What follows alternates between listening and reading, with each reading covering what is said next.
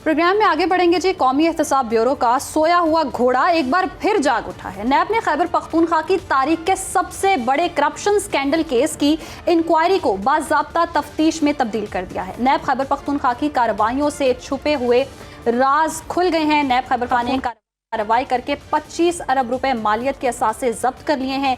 1 अरब रुपए से जायद नकद रकम, गैर मुल्की करेंसी और 3 किलोग्राम से ज्यादा सोना बरामद कर लिया गया है। और नैब ने कमर्शियल बैंकों में मौजूद 73 बैंक अकाउंट्स में 5 अरब रुपए से जायद की रकम मुंजमद और 77 लग्जरी गाड़ियां भी जब्त कर ली हैं। ये मेगा करप्शन स्कैंडल जो है बात करेंगे। मैं ज्वाइन किया है रहनुमा जमात इस्लामी इनायतुल्लाह खान साहब ने। इनायत साहब, आपके वक्त का बहुत शुक्रिया।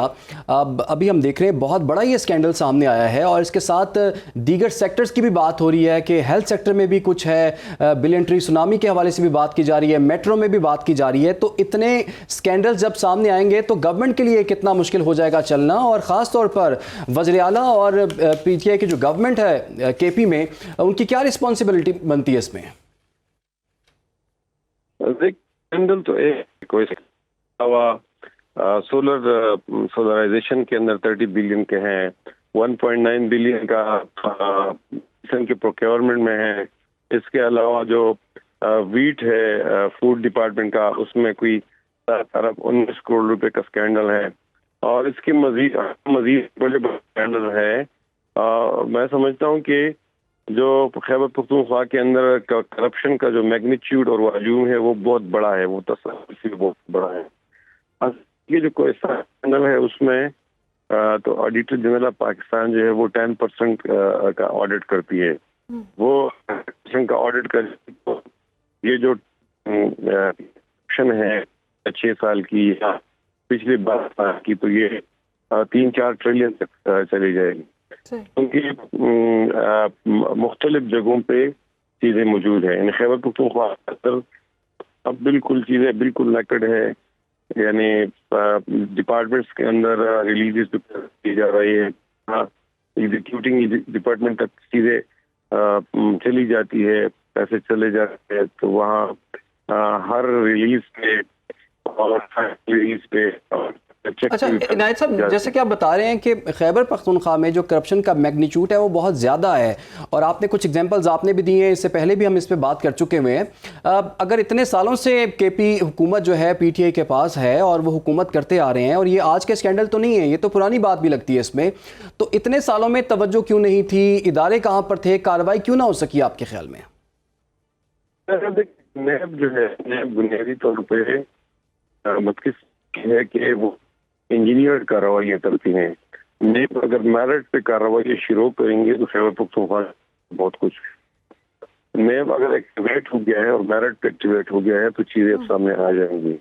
लेकिन अगर किसी इंजीनियरिंग की है, क्योंकि इस सब PDM की हुकूमत दोबारा साबिक़ा PDM दोबारा की है, तो इनायत साहब, जिस तरह से इतने बड़े लेवल पर करप्शन सामने आई है, यकीनन स्टार्ट से ही इसके ऊपर इंक्वायरी शुरू हो जानी चाहिए, कार्रवाइयां होनी चाहिए। आपको नहीं लगता दूसरी तरफ हम देख रहे हैं कि खैबर पख्तूनख्वा की अगर अवाम को सहूलियात देने की जितनी भी कारकर्दगी है वो तो बड़ी नाकिस है। गैलप की रिपोर्ट देख लें, खैबर पख्तूनख्वा में अवाम के लिए तो कोई काम ही नहीं हुआ। वोट लेकर ये हुकूमतें आती हैं और ऊपर से इतनी करप्शन करती हैं, तो आपको नहीं लगता कि कोई देखभाल स्टार्ट से ही होनी चाहिए कि ऐसा मार्जिन ही ना हो कि करप्शन की जाए? देखिए, खैबर पख्तूनख्वा की जो रिपोर्ट आई है वो भी बड़ी मतलब परेशान कुन है।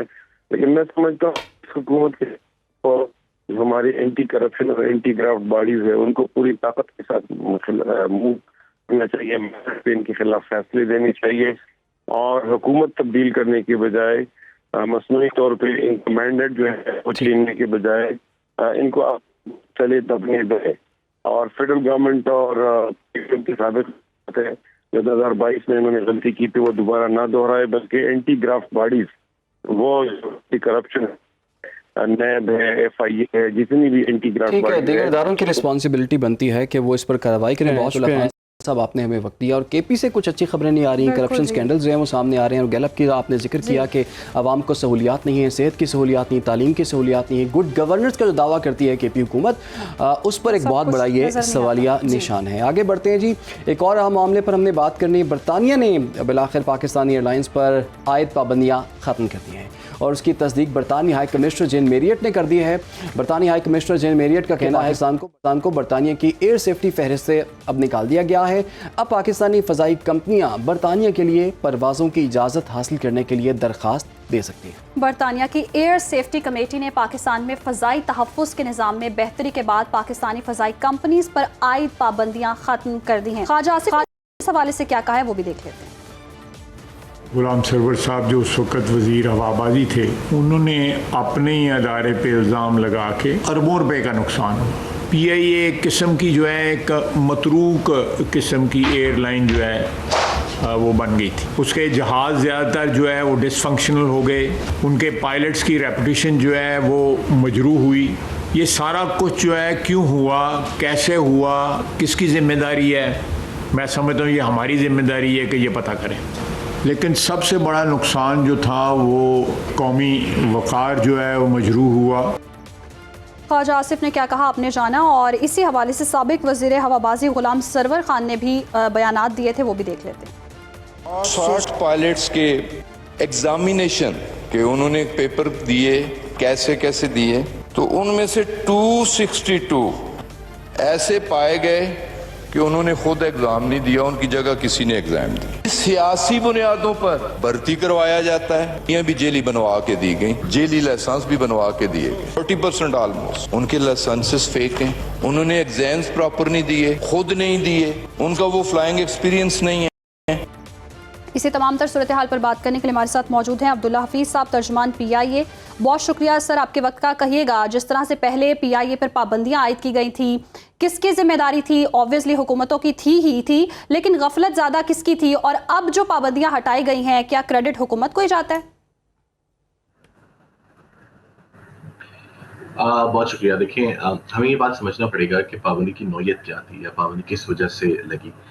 برطانیہ کو یا یورپی اتھارٹی کو شدید سنگین نوعیت کے اعتراضات تھے اس بات کے اوپر کہ شاید پاکستان میں جو سول ایویشن اتھارٹی یا پاکستان میں جو سول ہوابازی کی ریگولیٹری کا معاملہ ہے وہ شاید صحیح طریقے سے کام نہیں کر رہا، اور ان کو شاید اس کے اندر اس بات کا مسئلہ تھا کہ جی اس کے اندر بہت زیادہ کوئی وہ ہو رہی ہے، کوئی غلط ٹیسٹ ہو رہے ہیں یا غلط طریقے سے لائسنس جو ہے وہ جاری کیے جا رہے ہیں۔ اس اپریہنشن کے اوپر پابندی لگی تھی۔ اب خاتمہ کس طریقے سے ممکن ہوا؟ اگین وہی بات ہے کہ جی جو اپریہنشن تھیں، جو کہ ان کی شروع میں اعتراضات تھے، جو اوور سائٹ کا نظام جس کے اوپر ان کو تحفظات تھے ان کا جو ہے اس کے اوپر ان کو یقین دلایا گیا، یہ بہت ایک لمبا پروسیس تھا۔ لیکن یہ بات آپ کو سمجھنی پڑے گی کہ پابندیوں کا اطلاق ایک اہم ڈیسیجن ہے، لیکن پابندیوں کا خاتمہ اس سے کئی گنا امپورٹنٹ ڈیسیجن ہے۔ ہر وقت باخبر رہنا وقت کا تقاضا ہے، بر وقت باخبر رکھنا ہمارا فریضہ ہے۔ ابھی سنو نیوز کے یوٹیوب چینل کو کریں سبسکرائب، بیل آئیکن پہ کریں کلک، اور ملکی اور غیر ملکی خبروں سے رہیں باخبر، یقین کے ساتھ۔